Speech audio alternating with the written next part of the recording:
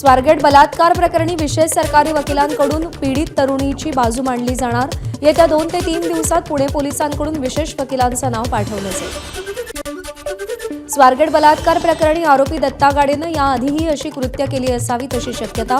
आरोपीचा 2 वर्षातील तांत्रिक रेकॉर्डचा तपास। आरोपी इतर शहरातील बसस्थानक परिसरातही फिरत असल्याची माहिती।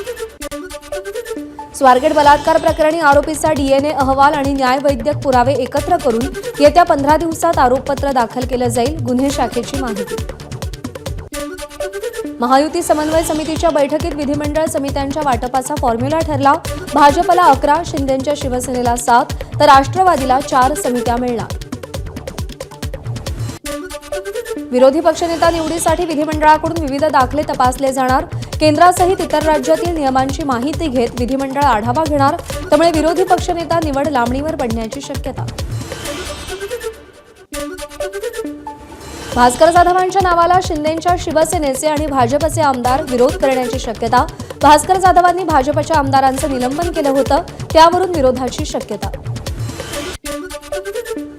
विधानसभा विरोधी पक्षनेते म्हणून भास्कर जाधव यांचं नाव महाविकास आघाडी म्हणूनच दिलेलं आहे। भाई जगताप यांचं विधान, तर विधान परिषदेच्या संदर्भात एकत्र बसून निर्णय घेऊ, भाई जगताप यांची माहिती। आम्ही विरोधकांचं संख्याबळ पाहत नाही असं मुख्यमंत्री म्हणाले, त्यानुसार आम्ही भास्कर जाधवांचं नाव दिलं। आता अचानक संख्याबळ का तपासलं जातंय, ठाकरेंच्या शिवसेनेचे नेते सचिन अहिर यांचा सवाल। मंत्री हसन मुश्रीफ यांनी वाशिम जिल्ह्याच्या पालकमंत्री पदाची जबाबदारी सोडली। लांब पल्ल्याचा प्रवास शक्य नसल्यानं जबाबदारी सोडली, त्यामुळे लवकरच दत्ता भरणे पालकमंत्री पदाची जबाबदारी घेणार असल्याची सूत्रांची माहिती।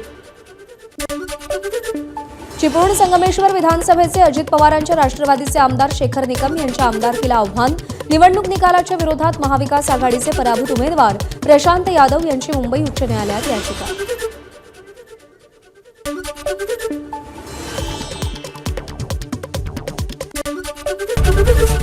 एबीपी माझा, उघडा डोळे बघा नीट।